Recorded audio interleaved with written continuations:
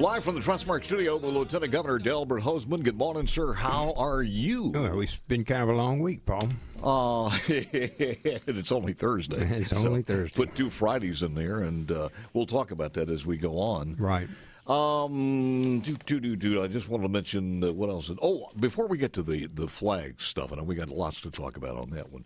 Let me clear out some of the stuff in the Senate from yesterday. You guys had some final actions on several things. We did. We're working hard, actually. Yeah. I was looking at just the final action from our friends at Mississippi State Watch when they sent me the review overnight, and the alcoholic beverages revised prohibition policy from Trey Lamar. You signed that one. We did. It was HB 1087. Which means there is no prohibition, no more dry or wet. The governor signs That's correct, and that was to get into position if someday the legislature decides to allow for liquor to be, or wine, not liquor, I guess, wine to be mailed to people's locations or homes. It's not like that right now. There's a bill there that allows for people to order specialty wines through a wine store. And was that HB 1088, the alcoholic beverage shipping? I can't remember all the numbers. There's over 1,000 of them, Paul, and I just can't remember. We had more liquor bills this year than I think we've had. I thought there were a lot of ones, and it had to do mainly, as you know, our Alcoholic Beverage Commission building out there is full. Yeah. And so they were trying to find a way to disperse that inventory out into some of the shops and also make it easier for people who wanted a specialty wine to get that, to be able to acquire those. And so that there were a lot of those discussions about that. And I think we'll have some more about those. There was a fee, for example, for shipping between the warehouse and the individual liquor stores, and that came up yesterday too. So there's a lot of discussions actually around alcohol. Was that fee talked about changing the fee? Or? No, there were concerns about the fee being charged to liquor stores for shipping. Yes, for shipping, basically, where they if you don't ship it there, if they shipped it themselves, they got to pay the fee. Right, and that's what the deal was. But there was also the possibility of an additional fee. So our Senate is very very cognizant of the fact we don't charge it any more fees than we have to make things break even. One more on this one: beer and light wine allowed certain sales. That was a Mark Tullis bill, and it was you also signed that one. That's correct. I have no idea what that one's about. Well, it's the same discussion that we're just having here. A lot of those, one of them was defeated actually earlier in the session before the coronavirus break, but they were brought back, and I think they make some common sense things about how we deal with distribution of alcohol in Mississippi. The electronic court system that was also required. That was also signed. Right. And that really will expedite some. And you also saw on there we passed a new estate bill that I drafted 2 years ago, probate and estate bill that Senator Doty handled, to make it easier for people whose parents died. As you know, my mom died about a week ago.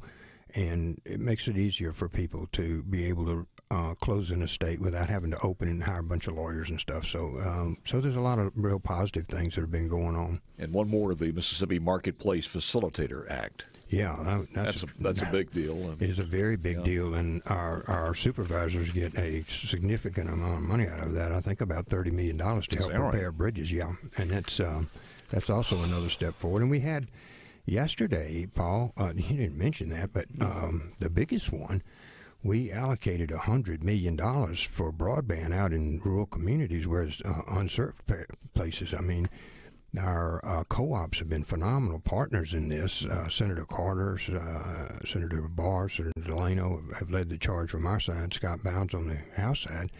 And what's come out of that is that we're going to go to probably 45 or 50,000 homes that don't have broadband will be covered. And what that does is that allows our children to work. Earlier, we appropriated $150 million so that every child has an iPad or a Chromebook. In Mississippi, 300,000 of them.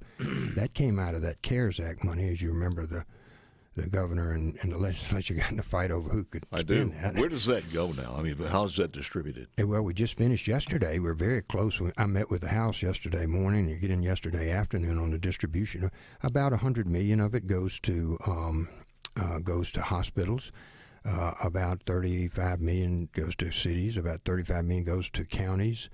$150 million goes to schools, so that each child in Mississippi will have an iPad, and then the schools themselves will be able to put the infrastructure in to have technology and distance learning. Was the final bill on this one? Again, you did sign that yesterday? We did not sign it yesterday. It goes to the House, doesn't it? Well, actually, we have bills, companion bills on our side and on their side, and the total. Your bill does not allow, according to Dennis DeBar, your chairman, he was on the air with me, does not allow private or parochial schools. That's correct. We're not in agreement with the House on that. That may come back around, Paul. I saw some discussions about it yesterday. I don't think that one's dead. That was the first round of it. So I think there's a real good chance that our kids that go from kindergarten to 12th grade, they all pay taxes and everything else, and the fact that they had coronavirus issues apparently is covered by the statute. So I think that will be revisited. We'll just have to wait and see. The momentum building up overnight last night and yesterday has just been unbelievable as far as the flag. I've never seen anything quite like it. Me either. I have never seen anything like it. I was talking to you off the air, and I said, I really got chills watching and looking at this because it is the first time, and we've been through this before. We went through it in 2001 with the referendum, but even prior to that, we've been battling this. For not only the racial component, the economic component, and everything else, and keeping our kids in the state and improving our image and all of this. And when every time we failed, we turn on the TV, and no matter where it was, and most of the time, to be honest with you, was outside the state. The Confederate flag was shown one way or the other. And if you stuck around long enough, the narrative is going to be, whether it's on Jon Stewart or Jimmy Kimmel or ABC News, they're going to get back to Mississippi. So we were drug into that. Always. We would end up, even the horrific event that occurred where they murdered a young man in the street in Minneapolis, somehow would get blamed for us. I saw Chicago had 1,000 people murdered, and they said, well, Mississippi sends too many guns up here. It's just that it's a convenient whipping person, I think, is for them to land on us. You issued the news, the press release yesterday. Why did, how did that come about? Well, it came about, I guess there were a lot of different things that moved us. First, it has always been my position that if it came to the Senate, we would vote on it. And apparently it may well come to the Senate. We'll find out today or tomorrow, I think. If it comes there, we'll vote on it. That had been my position during the election and remains my position today. Prior to this time, I really believed that it was best to have people vote on the flag. I thought that was the best way to put a finality to it. I think we're a republic that respects a ballot, Paul, and I thought that was the best way. But as we came through this last week, and I watched everybody from the Delta Council to Gulfport, from NASCAR to Ingalls, come out and say that the flag really needed to be changed. And then I noticed our faith-based community being involved, Paul, probably tipped the scales when you had the Baptists, the Presbyterians, the Catholics, all coming out and saying that it was time from a religious perspective to do this. This was harmful to our fellow citizens, and we didn't need to be doing this. It finally dawned on me that this is over. The flag's not going to make it. So then it becomes a decision of, all right, how do we go about that? And we could face, a few months of vitriolic. You ought to see the emails I get, and I assume the speaker gets as well. Mostly in favor, and some that are pretty rugged. But in that conversation, I could see that playing out again in Mississippi, and I care about it. I care about Mississippi. So it became obvious to me that the vote was going to be 55, 60-something percent for removing and changing the flag. I believe it ought to have "In God We Trust" on it. I heard your caller earlier. I think he's dead right. He said it more eloquently than I can. And I just thought that it was time to do that. If we go through a lengthy period in which the result is inevitable now, Paul, it simply was not worth putting Mississippi through that. If in fact the legislature does make that change, that is not a given, because it takes a 2/3 vote, and it's to be very close in the Senate, and very close. Have you canvassed your members? I mean, have you? Well, I've been talking to them. Some of them want to change the flag, but feel like they can't vote like that. So they're struggling. They can't vote because they think their job will be in jeopardy. Well, no, so much they think that's not really right, Paul. Hold on, we'll talk about it. They feel comfortable. I'll tell you about some of those. I think that's important for people to understand. We will be back more. It's an historic time in our state. Long time coming. And if it doesn't happen this time from you guys, that also is going to make news, unfortunately. We'll talk about it coming up. Back in the Trustmark studio with the one and only Lieutenant Governor. Okay. We've arrived at the point in the state's history where the eyes of the nation are on us today. The Republican leaders in the state, we have the leader of the House and now the leader of the Senate, and even the governor agreeing, if you've seen, that he would not veto this. To do something about this flag, and I sit there and I look and I get kind of chills thinking that this is a historic moment. The moment's come. It's not to be underestimated in its importance because it will be written in the history books.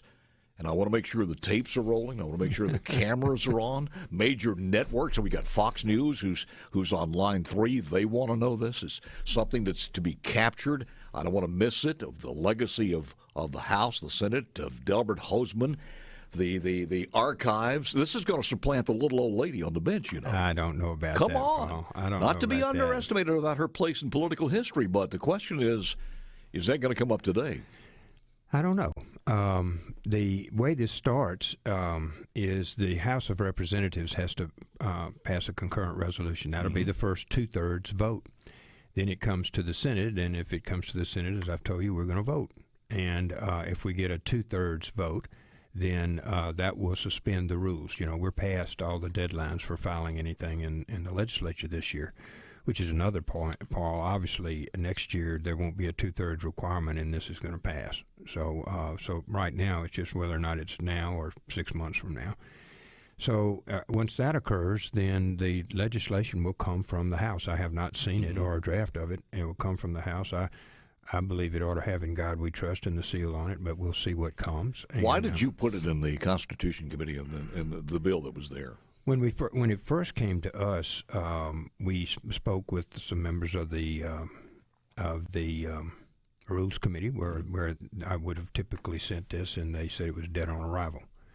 So I sent it to the Constitution Committee, which is governed by a chairman, a Republican chairman, and then the head of the Black Caucus. And it was likewise dead on arrival. Was vice chairman was there, and I thought it would get a fair shake there between the two of them. I felt they really reflected the Senate as a whole. You had the head of the Democratic caucus there, the Black caucus there, and one of our Republican senators, and so I wanted them to have the chance to. What makes you think it would be different this time? This time around, when it comes to us, we'll probably go to rules, and the people in the Rules Committee that had told me they definitely would not vote to bring it out have now believed that they would bring it out. So you do have that confirmation? Yes.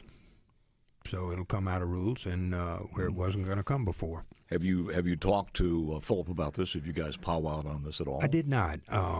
This is a personal decision. I have not talked to him since a couple of days ago, but I did not talk to him yesterday. I'll give him a buzz today. He had his hands full, and I did too. And I want to go back to your point about the members of the legislature. They believe they're in a conundrum that goes back to: do you vote your own conscience or do you represent your people? Now, it's not necessarily even that whether or not you get elected. It's where you may have a difference in opinion of what people who in your particular district think. And that's very difficult for men and women to go through. And a lot of them are going through. And some have said, I feel like we should have a new flag, but my people at home are contacting me. They don't want me to vote this way, and vice versa.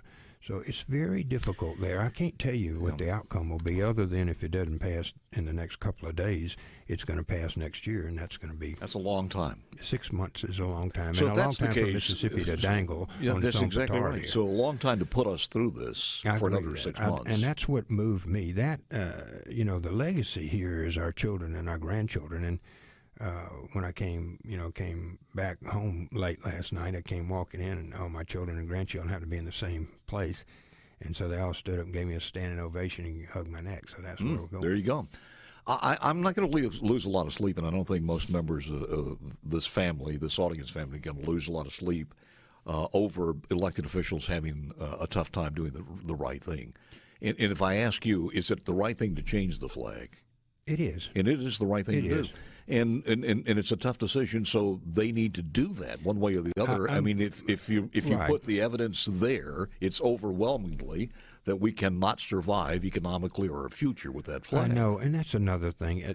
I'm motivated more by what my children and grandchildren are going to be, and I told everybody that when you hired me. But we'll have over 100,000 people that are unemployed and taking unemployment benefits. Half those jobs, Paul, may not come back. We're in competition with everybody else, including China, to bring businesses back here. Every economic developer in Mississippi has contacted me, and their association said, we're not going to be able to be competitive. In this environment, this particular topic, where we're so close on fighting with Alabama or Tennessee or someplace, we're so close in our things, we cannot afford to have a black mark where we don't even be able to be in the competition. I could see where Secretary of State Cory Booker under President Biden may move some of our Ingalls contracts. I don't even want to think about what could happen to our Ingalls and everybody else. Ingalls, by the way, is supporting changing the flag. It's the 11th biggest employer we got. It's all over Mississippi, and I mean, it's time, y'all. We sit down and realize that the great majority of Mississippians want to do this. All of the economics part works against us if we don't, and it's not a fair thing to a third of our people. By the way, the news just broke that 1.48 million laid-off workers seek U.S. jobless aid. This is the 12th straight weekly drop, even as the virus continues to increase. So unemployment is going down nationwide. We have our economic developers, in talking with them, Paul, on a positive note, think that we've got some things in the queue here that we might be able to be competitive on. And we're working on some of that now, and how we assist our economic developers. If the vote happened today, where do you think it would be? And I'm not talking about the 2/3 resolution. I'm talking about the actual vote. Where do you think it would be? It's going to reflect Mississippi. If it were taken in the Senate, it'd probably be 55 or 60% for changing the flag. For changing the flag. Mm-hmm. If I just got to, I don't get a vote, as you know. People give me the whole, like I get it to run all the votes for all the senators, but I can guarantee you 52 of them believe that they're in charge. I know it's tough for them. I'm not undermining that. I understand it's tough, but and I use the analogy to someone else earlier this week. If you put it before the people, that's why you are the representative. If you put it before the people, let's do away with all taxes in the state, income taxes, all taxes, gas taxes, everything else. That vote might be 60 to 70%. Is it the right thing to do financially? Could we survive that? The answer is no. Well, I think this is a little bit different. Well, I know it's different, but I'm just saying when we are a representative republic. We are, and people elect us to make these kinds of decisions and whatnot. And as I told you, during the campaign, I said, if it comes to the Senate, we're going to vote on it. Well, look, it's coming to the Senate, so we're going to vote. Have you talked to the governor about it? I haven't. I've called him. He called me back. I called, left word for him. I hadn't talked to him at all since then, the last few days or so. All right. Does this have to be a voice vote, or does it have to be a recorded vote in the House and Senate? Talking about that just last night, actually. Clearly, the vote on the resolution itself has to be a recorded vote. I've got to look closer to see on the actual resolution whether the 2/3 vote has to be recorded or not. And of course, any member of the 6 members of the Senate can stand up and request a division or a vote. So most probably, I guess it'll be a recorded vote when we get to it. But I'm not guaranteeing that. I got to look at the rules here when I get back this morning. Same thing for the House, as far as you know. I don't know. I'm not familiar with their rules. I don't know. I assume it'll be on what they call the board over there, but I don't know that. According to the speaker yesterday when he was on the air, he said it was very unlikely that you guys could get out tomorrow. What's your thought as far as the Senate's concerned? We have been pushing. We had 189 different consensus legislation that had gone to back and forth to be discussed by conferees. We had done 39 of them 2 days ago, and I think about 75 or 80 so far. Our linear of appropriations, we have just a great appropriation chair, Briggs Hobson. Mm-hmm. His dad died Saturday night, Sunday morning, and the funeral is Friday. So we certainly want to honor him. His father was just an icon in Mississippi medical communities and all over in a number of different areas. He's just a tremendous man. I knew him my whole life. So I think the Senate, in his memory and in support of Senator Hobson, will not be able to attack appropriations bills on Friday. So it means that we're probably going to have to come back Saturday. Saturday? Yeah. You think he'll be out Saturday? Come back Monday? I would hope Saturday. Really? My people haven't worked, Paul. I mean, all these people run, they have real estate businesses and law practices, and they have imaging centers, and I mean, they've got to go back to work. They've been here 6 months, Paul.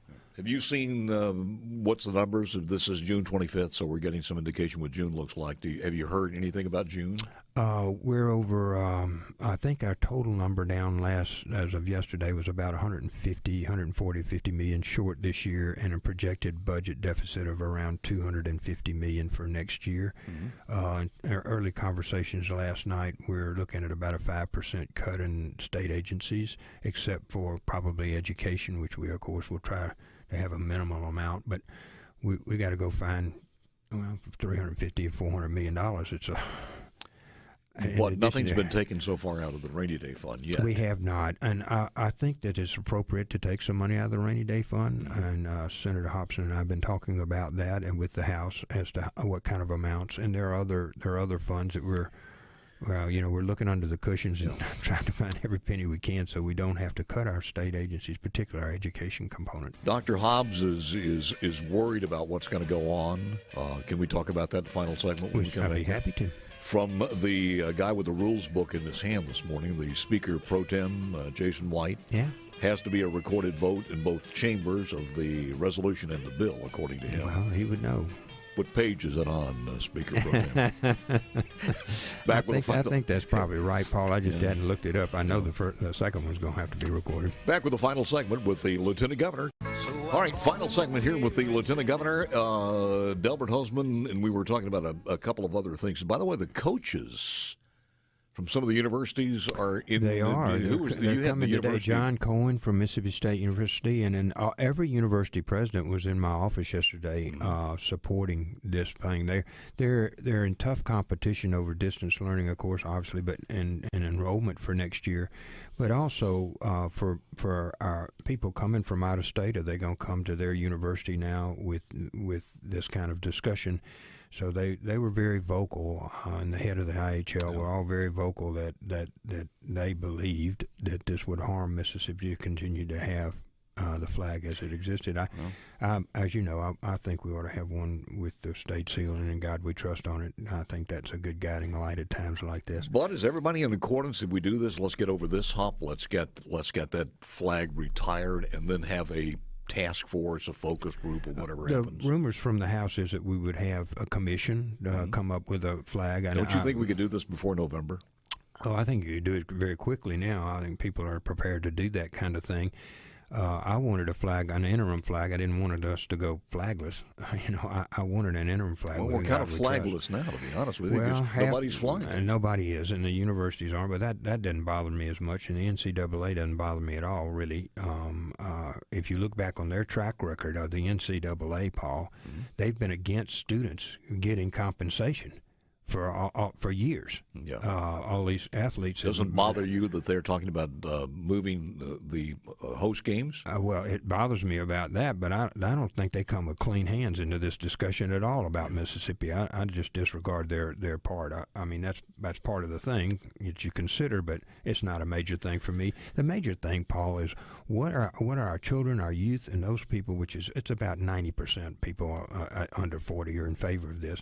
What are they going to stay and build here? When they go to college, I want them to stay. I want to know who my children and grandchildren are going to work with. Who are they going to work for? Well, I've got to go back on this one, though. But and there are rumors out there that the next step, the next hammer they could drop, is that they pull the Ole Miss and Mississippi State out of the SEC, or maybe even Southern as far as the NCAA, and who knows what would happen then. Some of these kids may not go to school here. Let me tell you about that. You know what a bigger risk is? The SEC pulls out of the NCAA. You know, when you look at this, why are we in that? We control the boards, we control the bowls, we control our own dollars, and the SEC dollars are significant. Teams like Notre Dame have their own TV schedule. You know, why do we need the NCAA? If it wasn't for March Madness, I don't know that they'd have any money, Paul. Let's save that fight post-flag. I know. Well, I can tell you, when it comes down to the SEC makes more money being out of the NCAA than in it, I think they'll make that because decision. I've only got a couple of seconds here, but your thoughts on this. Do you envision the possibility of another shutdown or quarantine in our state? I pray that doesn't happen, and we're preparing for it to happen. As part of our CARES money, we're setting aside a significant amount of money, millions of dollars, to buy PPE to set aside in storage to be available if we need it for that kind of thing. And I have to tell you that I think that there is a possibility we'll be back there. That's the reason we bought 300,000 iPads for all the children. That's the reason we're expanding broadband for distance learning, because quite frankly, Paul, nobody knows, and there's at least a good chance that we'll have the same kind of issue again. And that's another thing on our economics. We can't afford to have our one hand tied behind our back when we compete for economic developments. And if you listen to any economic developer, he'll tell you that this is an anchor on us being able to bring jobs, and particularly we got 100,000 people out of work. So it just is time, Paul. It's just time. The possibility you're seeing that there could be a possibility that some of the stores would have to close again? Oh, I don't know that that'd be up to the governor, but clearly we're in better shape to deal with the COVID-19, and Dr. Dobbs and them are on top of it every day, but it is spreading. We need to wear a mask, do hand sanitizer, do the normal things that you do when you come in the Capitol. If you've got a temperature, don't go to work. You know, those kinds of things. We don't need to spread it. And until we get a vaccine, which apparently is not going to be this year, it's going to be next year, if at all, I guess.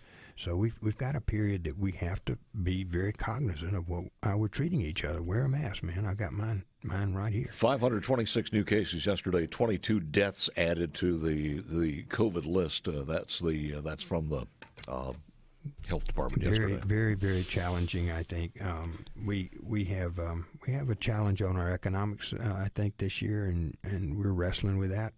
But on the good news front, we've always come back from this, Paul, and our strength lies in our people.